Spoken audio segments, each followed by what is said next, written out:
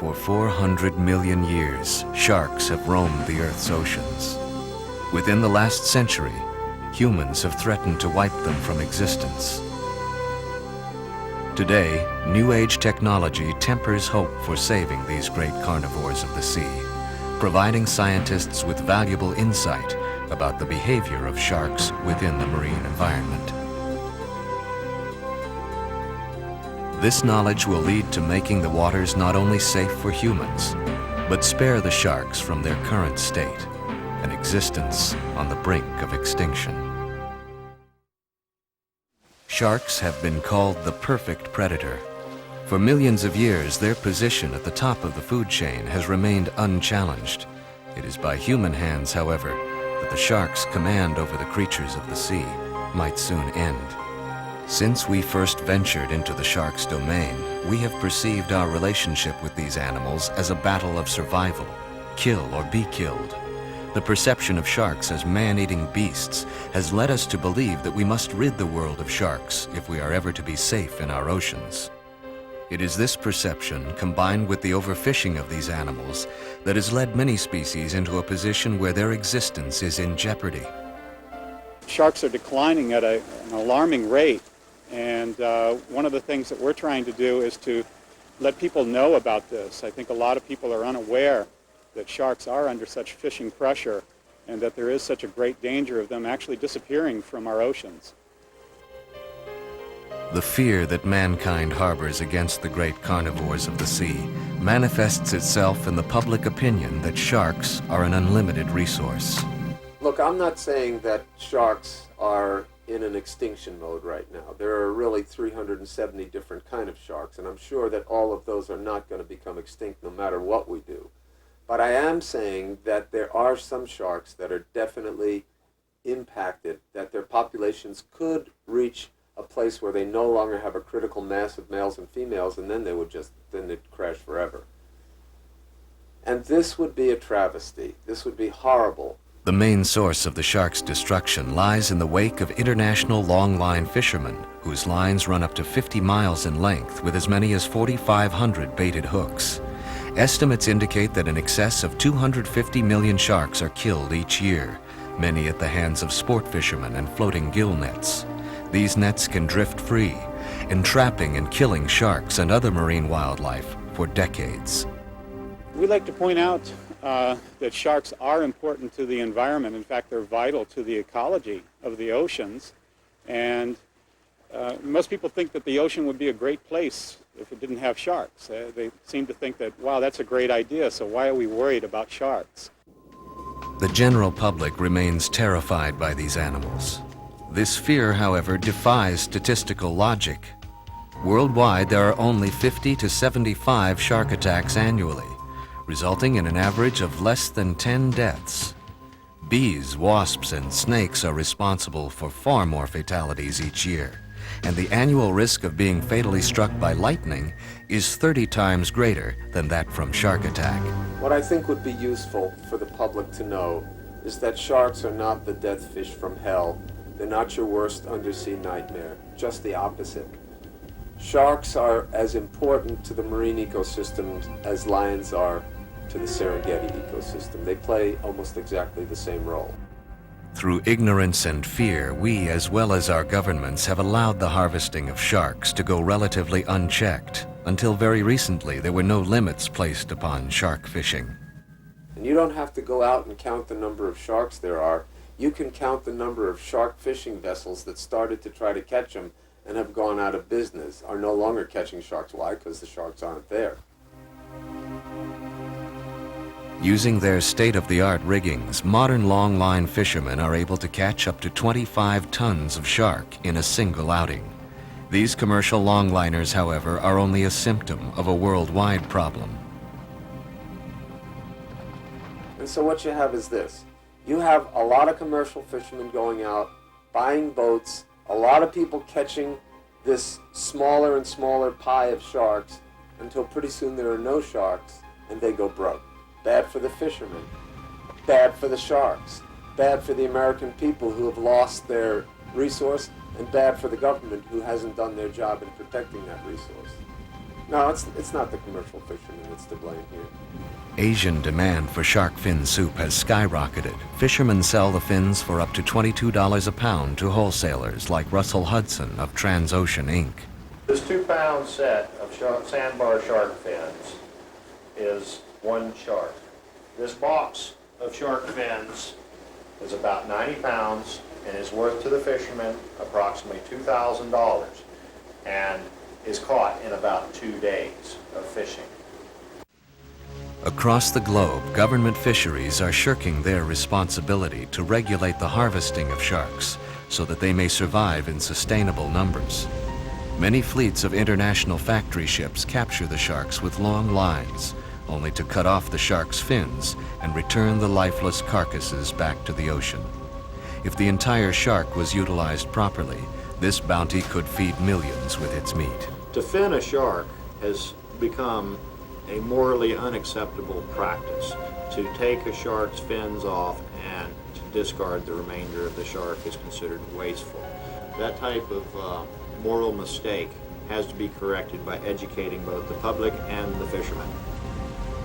Luckily, not all fishermen partake in this greedy slaughter. Off the coast of Florida, a more humane method of consuming both the shark's meat and its fins creates an efficient use of this valuable resource. The sandbar shark is the mainstay of the shark fishing industry in the southern United States. This shark needs management and monitoring to be able to ensure a long-term sustainable yield so that it will prevent overfishing. Most shark species are at the top of the food chain with little or no natural enemies. They cleanse the oceans by feeding predominantly upon creatures that are easily captured, such as the young or the old, the sick or the wounded. Through the shark's predation, they perpetuate the reproduction of healthy animals who produce stronger offspring, which ultimately benefits the entire marine environment. If we were to rid our oceans of sharks, the delicate balance that has existed for millions of years would be destroyed. The way a shark lives is what I like to call a slow track. Sharks are born, they grow very, very slowly, they reach maturity at a relatively late age. There's even one shark that takes 30 years before first reproduction, and then they reproduce very few offspring. Now that, combined with the position of the shark in the food chain way up on top, where it takes many, many tons of plankton to produce a few pounds of fish that sharks feed on, those two facts, their lifestyle and their position in the ecosystem, make them ridiculously prone to overexploitation. Who really is the most dominant predator on Earth, us or the sharks? By killing over 250 million sharks a year, the answer is clear. It is not the shark, but the human race that is the most ferocious of all living creatures. On Isla Mujeres, a small island off the coast of the Yucatan Peninsula, the local fishermen have realized they must fish in a responsible manner in order to protect the populations of sharks off their coast. Legendary underwater cinematographer Ramon Bravo has proven to be a major factor in this successful equation through his interaction with the fishermen of Mexico. From his home in this tiny fishing village built upon the island's rugged shorelines and white sand beaches, this man has become Mexico's most respected marine life filmmaker. With more than 250 episodes of the underwater world of Ramon Bravo seen on Mexican television, Ramon has dedicated his life to educating his countrymen about the conservation of their wildest resource, the ocean. Ramon's interest in the sea began at a very young age when he first made a name for himself as a swimmer at the Helsinki Olympics. His affinity for the water led him to experimenting with early scuba equipment, and he began to photograph and write about the creatures of the sea. This hobby soon developed into his lifelong career as a documentary filmmaker, where he's delivered his message of preservation and respect for the marine environment ever since. His driving interest and concern for the shark has been a theme for many of his films throughout the years, but in 1982 his career was nearly ended by an attack. Filmábamos aquí filming a movie called Blood in the Caribbean. The moment I got under the water, the shark was all over me. I felt the poo, but no pain. Luckily, my crew were filming behind the scenes.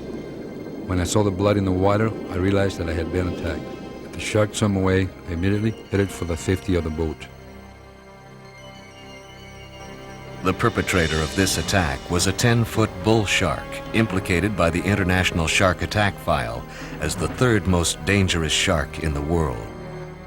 As I tried to get out of the water into the boat, my right arm collapsed. This was my first indication that I was in serious trouble. I needed help and had to be lifted from the water. Then we saw the blood, lots of it. It was streaming down my legs from under my suit. It was like a nightmare, trying to remove the binding wetsuit.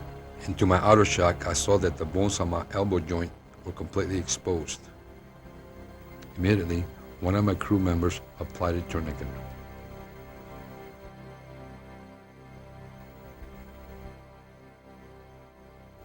Blood was gushing from the wound. Manuel, my assistant, called ahead on the radio to the hospital, informing them that I had been attacked by a shark.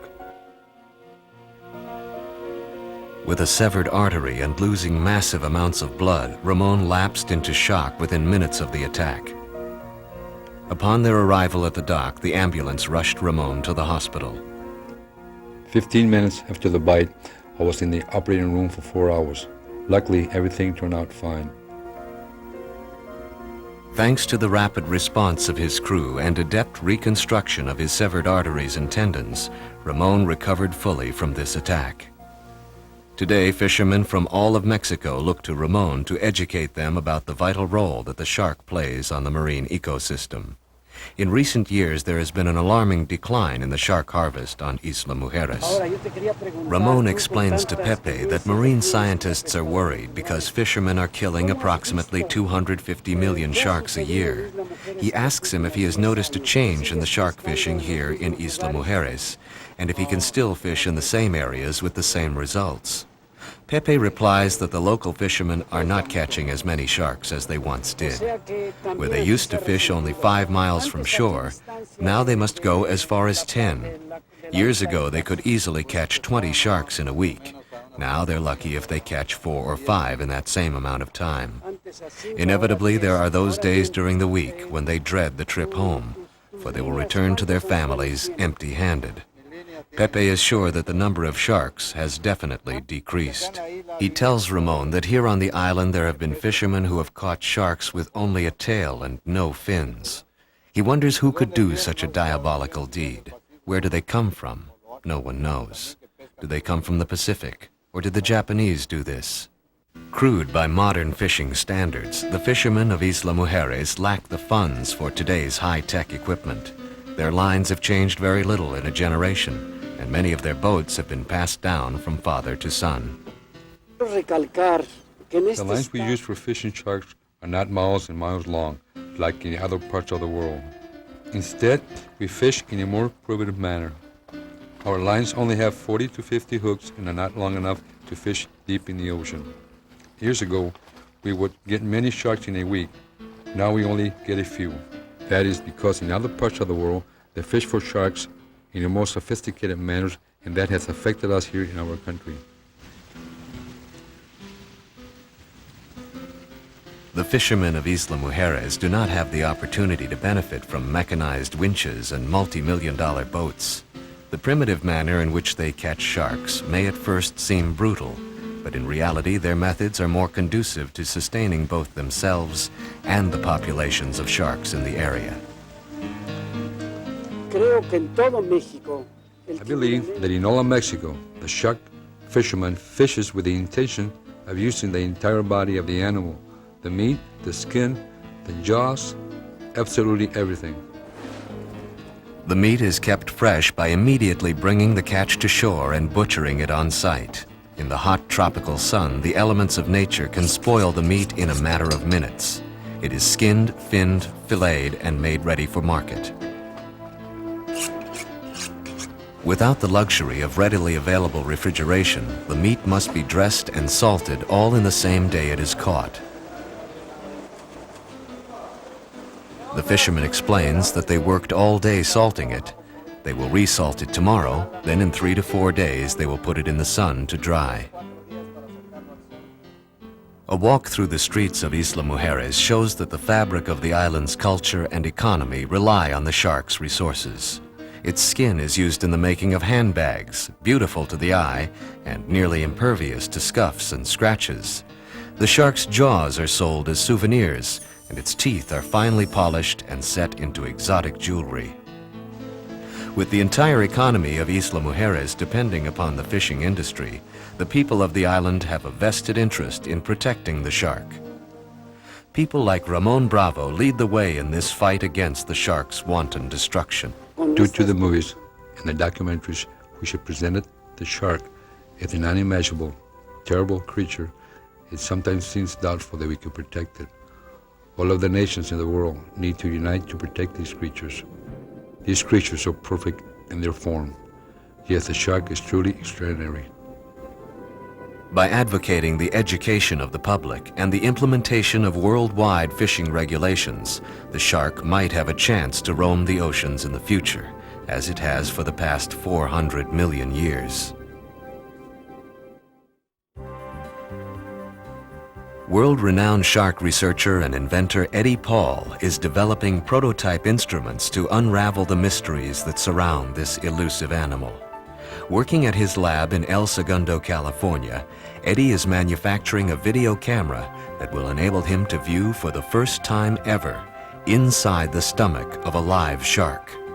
This tiny camera is mounted next to 6 infrared light emitters that will illuminate the stomach's interior. The camera and its components are contained inside the nose cone of a Sidewinder missile.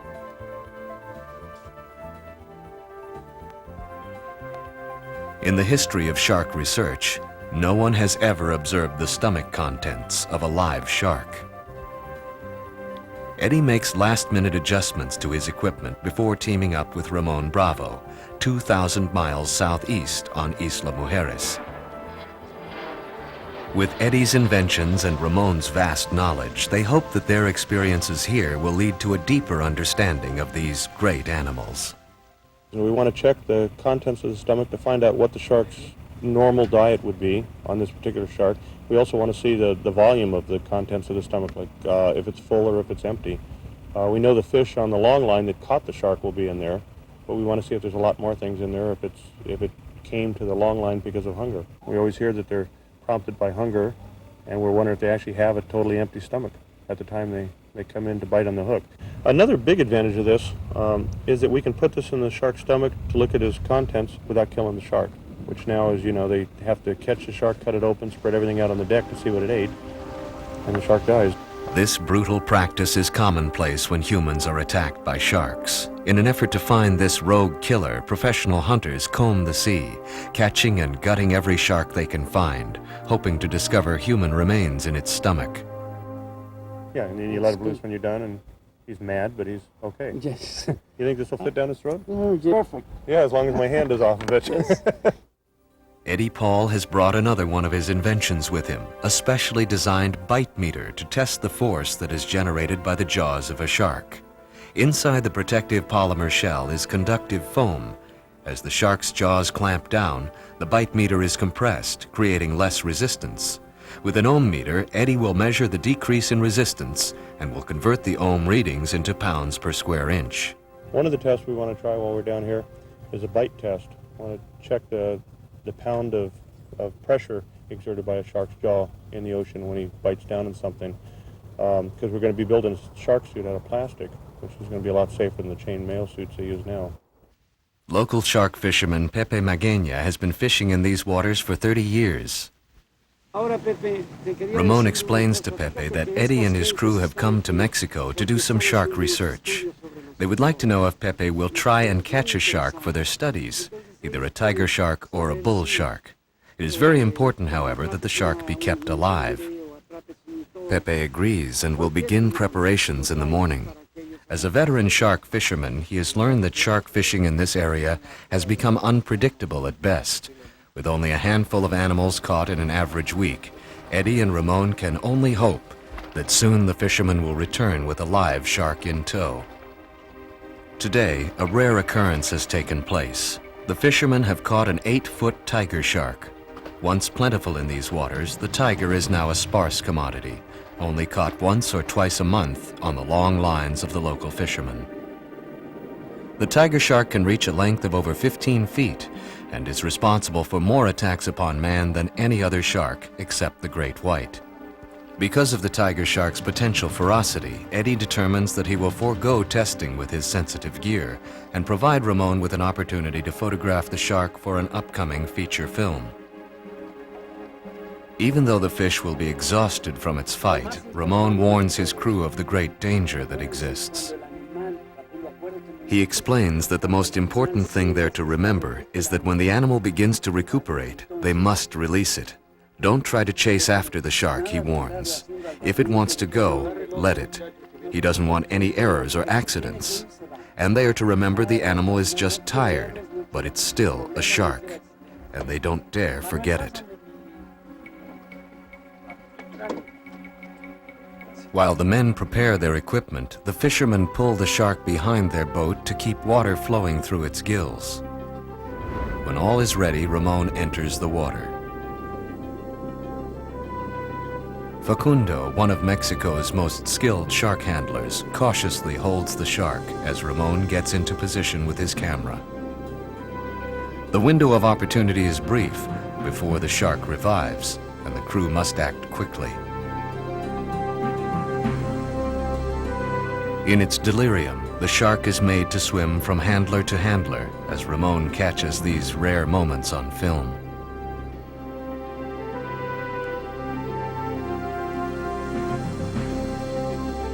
The handlers have no protection against the shark in case it would decide to attack.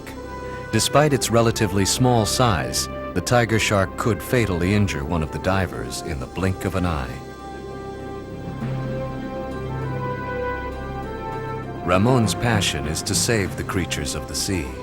Shooting sequences such as these allows him to be involved with marine wildlife while supporting himself at the same time. As filming continues, the risks mount. The tiger's razor-sharp teeth are a lunge away from inflicting a lethal bite. Time is running short for Ramon and his crew, and filming must be completed.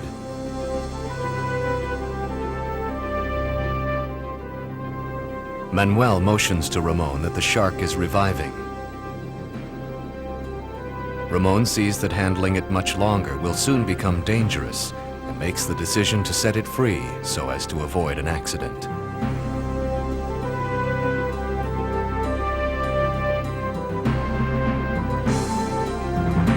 With its release, the tiger shark will be spared certain death on the long lines of the Isla Mujeres fishermen. This awe-inspiring animal is lucky. It will live to see another day. Ramón, a ver si me escuchas. Ramón, a ver si me escuchas. Tengo un tiburón de... The fishermen have caught another shark, this time a large bull shark. Upon hearing the news, Ramon, Eddie, and their crew waste little time.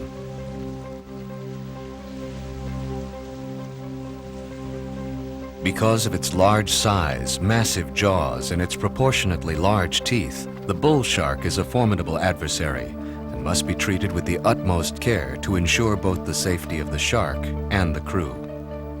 Months of work is put on the line as Eddie Paul carefully puts his invention through its maiden tasks. Eddie's wife Renee assists by viewing and recording these never-before-seen pictures inside the stomach of a live shark.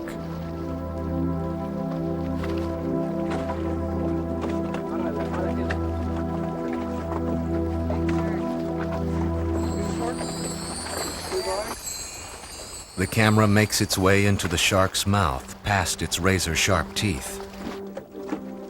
I'm inside his mouth.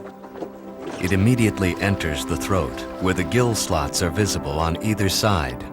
The pharyngeal muscle separates the throat from the esophagus and is usually closed unless an unfortunate victim is passing through it. What do you see? Inside his stomach. What's he got in there? Anybody we know? The esophagus is identifiable by whitish longitudinal folds. As the camera goes deeper, the folds disappear, indicating that we are now in the shark's stomach. In the case of this bull shark, Eddie's empty stomach theory holds true. Only the scant remains of bait fish are apparent, proving that the shark approached the long line out of hunger. I I mean, I can't see anything inside his stomach. I think seem to be bothering him. he seems to be empty. Oh, it's incredible. See a good picture? Yeah, really good picture. Really good picture. Okay. Until this invention, the only way to check the contents of a shark's stomach was to cut it open, killing it in the process. Now scientists can put this technology to use, sparing the lives of countless sharks that would otherwise die in the name of research. Because a live bull shark is so difficult to come by in these waters, Eddie will take this opportunity to test his other invention, the bite meter. Ramon carefully places the apparatus in the shark's mouth while Eddie monitors the readings. Okay, that's less than. When she bites down, you call it out? Hey. Got it? Got it. Okay, that was 100. That was 44 ounces. We went down to 19 ounces.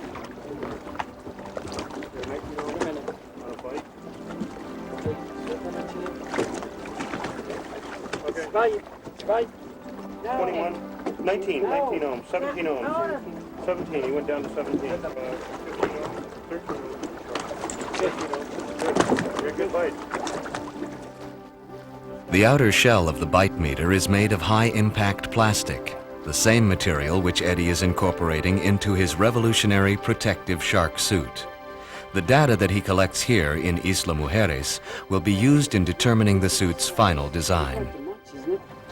Doesn't look bad. Now this in the skin of the human being is terrible. What I'm thinking is, this plastic is real thin plastic we did just for a test.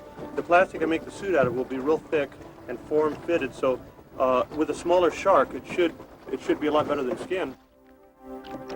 As Eddie promised, the shark is released, tired but unharmed. Documenting this brief interlude with this awesome predator may, with time, lead to unlocking mysteries of its behavior that lay deep beneath the ocean, hidden from the eyes of man. Eddie Paul is back in his lab working on the information he gathered from the bite test in Isla Mujeres. With this data, he can calculate how many pounds of pressure the shark suit must withstand. The bite meter is constructed of 2 copper plates separated by conductive foam. It is placed in an arbor press with a gauge that measures pounds per square inch. The pounds are then calibrated to the corresponding ohm measurements that were generated by the jaws of the bull shark. After reassembling the bite meter to its original state, Eddie slowly increases the pressure until it reads 13 ohms, the lowest reading he observed during the test. It is found that 13 ohms corresponds to roughly 300 pounds per square inch. Over the years, I've heard the same rumors that are going around about sharks and the amount of pressure they exert on their bite. They talk about thousands and thousands of pounds of pressure. To begin with, there's no way in the world they could put that much pressure on their jaws, or they'd bust their jaws, they'd shatter their teeth. Eddie has placed a tooth of a bull shark in the press to see how many pounds it can withstand before it breaks. I think it's been greatly exaggerated, and that people get confused over the bite force versus the amount of pressure at the tip of the tooth. Just like a woman's high heel shoe exerts a lot more pressure per square inch than the woman's weight is, because it's concentrated on a small area. Sure enough, the tooth shattered with just a little over 300 pounds per square inch exerted on it. With his calculations completed, Eddie feels confident that he has enough information to proceed with the fabrication of his plastic shark suit. We use an ABS plastic just because it's a thermal plastic, it's easy to vacuum form, and it keeps the cost down. The total cost of this suit should be a fraction of what the chainmail suits are that are in existence today. It's also lighter weight, easy to work with, easy to modify on location, and it gives an example of what can be done with a little bit of ingenuity and a few extra hours. With this vacuum form technology, Eddie is able to design the molds so that they will conform to the dimensions of his body. As Eddie completes fabrication, the plastic shell looks more like medieval battle armor than a high-tech, lightweight suit that will protect him from the lethal bite of a shark. With his new shark suit in hand, Eddie arrives in the Bahamas, where he will meet with a collection of shark experts to test his groundbreaking invention. The Bahama Islands are a sanctuary for tourists who want to relax under the mild Caribbean sun. Nestled in the idyllic outskirts of the island's capital, among pristine blue shorelines and crystal-clear cays, lies the Nassau Scuba Center. It is here where shark experts as well as tourists come from all over the world to dive with the thriving populations of sharks that as of yet have not been affected by overfishing. Your idea here looks good for a good start on adequate protection, and a little lighter than this. Here in Nassau, Eddie Paul has met up with Tom Allen, veteran shark diver and user of the Neptune chainmail suit. Together they plan to test Eddie's new plastic suit and explore other techniques to protect divers from shark attacks. A suit provide a little more bite protection to make it safer in the water if you want to work with sharks or just take pictures of them. Chainmail generally is not a real good suit for swimming. It has a lot of drag. It's hard to move in. It's a weight belt in itself that you could not release. You'd have to get out of it. So there's some drawbacks to the chainmail suit, even though it's one of the better so far that we've had in the form of a suit to protect us from most shark bites. The armor weighs over 25 pounds. If a diver were to receive a bite to his buoyancy compensator, he would have to get out of the heavy suit to ascend back to the surface. I've designed this plastic suit for a number of reasons. One being, I wanted to keep the weight of the suit down to a minimum because the chainmail suits are negative, which is a real safety factor. Also, the chainmail suit is like driving an armored truck to the store. I think it's not necessary. The chainmail is expensive. Body armor such as this can cost in excess of $4,500. There are professionals out there risking their life every day feeding sharks that just feel they cannot afford this kind of expense, but they want the protection. There are a number of relatively inexpensive alternatives. Tom is attempting to integrate a chemical shark repellent into a suit that a diver can wear.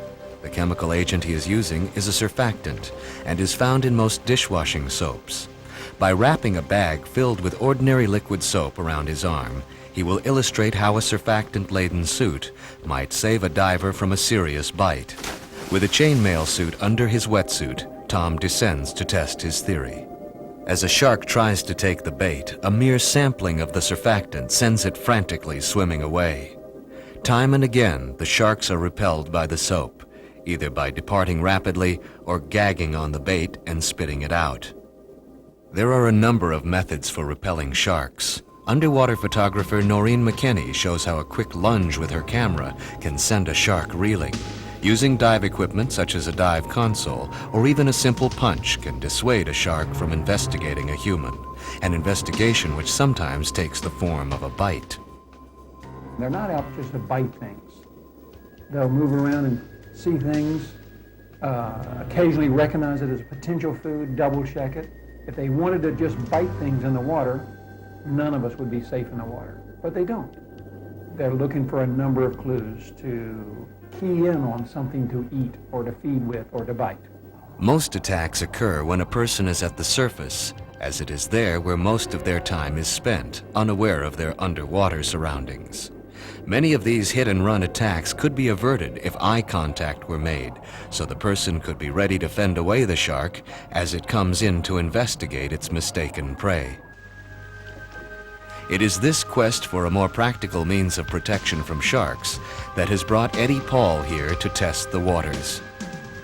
Preparing his high-tech prototype shark suit, Eddie hopes that all of his tests are correct, for in a moment it will be him alone, with only rivets and plastic to protect his own flesh from the slashing teeth of the Caribbean reef sharks.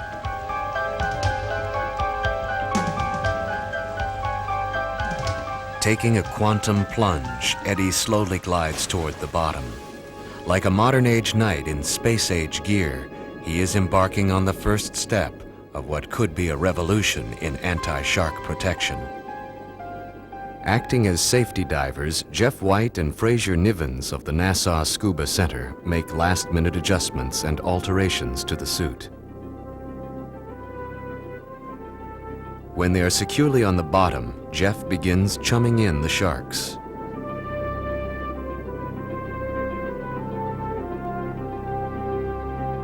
Within moments, as if on cue, the sharks appear. Everyone, including Eddie, hopes that his suit will provide adequate protection. With a bait fish in hand, Eddie entices the sharks to come closer. They come in to investigate, and Eddie uses no deterrence to keep the frenzied sharks from biting.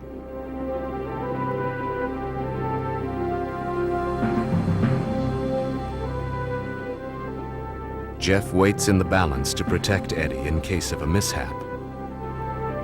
As the bites occur, he wedges his arm between the bait and the scalpel-sharp teeth of the shark to test the suit. One of the hardest things in the world to do is to stick your hand inside of the mouth of a shark. But once I got over the fear of doing it, and actually stuck my hand down inside of his throat, I couldn't even tell. I could feel my arm shaking, but I felt no pressure whatsoever. By establishing that the plastic suit provides as much protection as the chainmail suit, Eddie and Tom seize the moment and conduct a test. They take turns thrashing their arms to determine whether these sharks are more attracted to a motionless diver or one who is moving erratically. Even with the chum bucket under the still diver, the sharks continue to be attracted to erratic movement. It is through their highly developed motion detection sense that they are able to hone in on these clues.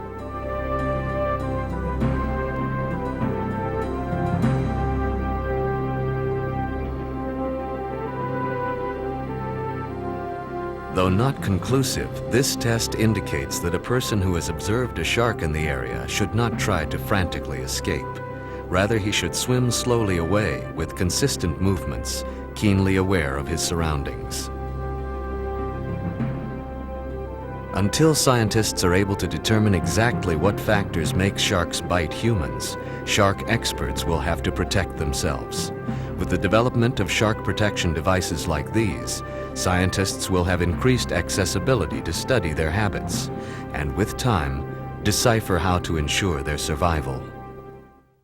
Here in the Bahamas, shark experts are not the only ones who have the privilege of diving with sharks. The Nassau Scuba Center also provides tourists with the opportunity to see sharks face to face. We opened Nassau Scuba Center in the middle of November 1990. We started doing the shark dives almost immediately. We knew it was something that was going to take off, that people wanted to do. There was interest generated. People seemed to be really interested in these creatures. After a few weeks of experimenting on how to feed them and the best way to run the dive, it really took off, and people have been asking for it ever since. It's not something. With over 400 shark dives logged, the Nassau Scuba Center has an impeccable safety record. Not one customer has ever been attacked. Jeff White, dive master for the Nassau Scuba Center, is in charge of the dive. When I give the briefing to the divers before the dive, you can see some of the fear and apprehension on their faces. They're wondering, how many sharks are we going to see and how close are they going to get and stuff like that. But we always tell them that they're going to have a safe, enjoyable dive, to stay, nice and still on the bottom and just watch. It gives them the opportunity to see sharks up close, the feeding of them for pictures and video. Almost immediately, as the divers get into position, over a dozen Caribbean reef sharks appear on the scene. Even though this species of shark is not notorious for attacks on humans, they are still capable of inflicting a nasty bite. It's very important that they stay put and stay in one place, because something floating off the bottom is generally a target for the sharks.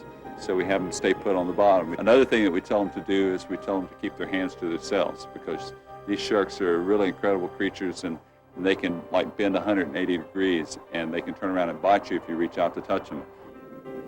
The divers form a semicircle around Jeff, who is donned in a protective chainmail shark suit. They are to remain at a safe distance of 20 to 30 feet while he baits the sharks. Anytime you go on a dive with sharks, there is a danger factor. Every time we do it, we tend to feel really comfortable with the sharks, but everybody needs to be aware that you always never take these sharks for granted. Sharks are unpredictable. They're uncontrollable. There's nothing that we can do to, if they decide that they want to bite someone. Some comfort is derived from knowing this band of sharks personally. On each dive, the same sharks come from nearby reefs to be fed by hand, and many of them have earned nicknames.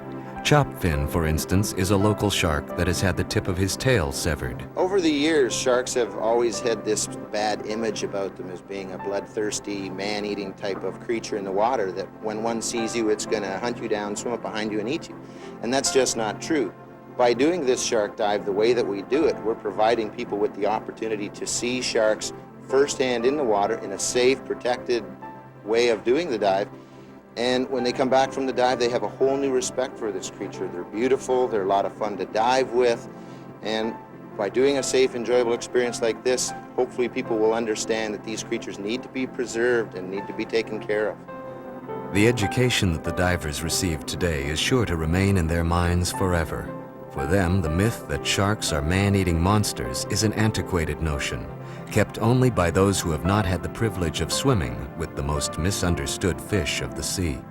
Well, I was surprised. I thought it was going to be more fear involved, but it was actually so interesting that the fear factor wasn't even, it wasn't a factor. I was scared to death before I went on. I was on the boat all the way over, oh my God. But then once I got down there, I relaxed and it was really nice. It's probably the most incredible dive anybody could ever have. To have 10 or 12 sharks swimming around you that are bigger than you are, you can't believe it until you've been down there. Well, it's a really incredible, enjoyable dive. Sharks going within inches of my head, duck down to avoid them. Absolutely incredible experience. I'd recommend it to any diver. In a world that views sharks as an underutilized resource, shark dives here in Nassau could come to an end. The government of the Bahamas is considering allowing Taiwanese fishermen to harvest sharks in this area. The Taiwanese longliners, if they come into the Bahamas area and they start fishing this particular area, they could wipe out the entire area. It's especially important for us out at the shark dive. If they came in and caught all of our sharks, then it would be devastating for us. It is hard to imagine descending into these deep blue waters and not seeing the serene sight of a shark gliding gracefully over the reef. If the Taiwanese longliners are permitted to fish here, the only vision of these magnificent animals would be our ghostly memories of Chopfin and the other sharks who used to come here for their afternoon snack. With shark research in its infancy, one can do little more than speculate upon their true nature. Man's perceptions about these animals is steeped in fear, resulting in what appears to be an unconscious will to rid them from our oceans. Gary Miller, director of Coral World in Nassau, explains. Most people seem to have an exaggerated fear about sharks, and it's more, the fear greatly outweighs the real and actual danger that sharks do pose to human beings. An ocean without sharks, I believe, would be a completely different place than what we have today. Sharks do serve a vital role in the ocean, and without the sharks, it's very difficult to say what exactly would happen, but I believe that the effects from such a thing would be far-reaching and probably more devastating than most people think, and that we should do everything that we can to protect sharks and not allow our emotions carry us away thinking that sharks should be eliminated and we should get rid of all sharks because they're bad. It simply isn't true. Sharks are not the fiercest of terrestrial creatures, nor do they roam the ocean searching for human prey. Man's desire for the flesh of the shark, however, lies far beyond providing the people of the world with sustenance. Our utilization of this resource is wasteful at best. With the rapid expansion of commercial and recreational shark fishing, we are catching sharks faster than they can reproduce themselves. I realize that when we talk about sharks, it's more than one species. But in any case, killing 250 million of anything that takes 30 years to mature and barely reproduces itself, I mean, you don't have to be a brain surgeon to know that just won't work. Anytime a shark is caught, there is a possibility that it is a pregnant female, resulting in the killing of not just one shark, but wiping out a future generation. The increasing exploitation of sharks leads to reduced future reproduction, which ultimately results in the collapse of population levels. You know, the National Marine Fisheries Service is empowered through the good graces of the American people to protect our marine resources. And to me, it's sort of incredible. The fishermen believe they own the sharks. They don't own the sharks. The government believes it owns the sharks. It can tell the people what to do about sharks. They don't own the sharks. The people own all of the sharks. That is to say, it's a national treasure, a resource owned by all the people. And through our goodness, we give our tax money to the government to protect these animals. You know, my pet peeve is the government sends us notices. They threaten they're going to do this or do that. And the time limit comes. Like, for instance, we were going to have this 5 million pound quota. It was supposed to start on the 1st of January. January came, no word. February came, still no word. Right now, we're told that they're going to make the quota retroactive. They could shut us down any time. I've got boat payments to make, insurance payments to make. I've got crew to worry about. I've got mortgage payments to make. I don't know whether I'm even going to have a job tomorrow. They could shut us down any time. It scares me. These guys work hard for their money. And they were duped. They were duped by the government into believing that sharks, that the fishing for sharks was a valuable occupation. The reason for that is the government suggested that sharks were what they euphemistically called an underutilized resource. Even with the total knowledge of the past history of the boom and bust nature of shark fisheries, they led fishermen to believe that they could go out, make a good living, that they should mortgage their houses, buy boats, and brave the sea, which is really what they do. It's a tough life, to catch sharks, when that's just not the case. There will never be a case where a shark population can be targeted in a way that is sustainable. It is an undisputed fact that sharks are in trouble, but hopefully they are not doomed. With the work of people like Ramon Bravo, through education and raising public awareness, the rapid depletion of this resource can hopefully be stabilized and ultimately benefit both humans and sharks.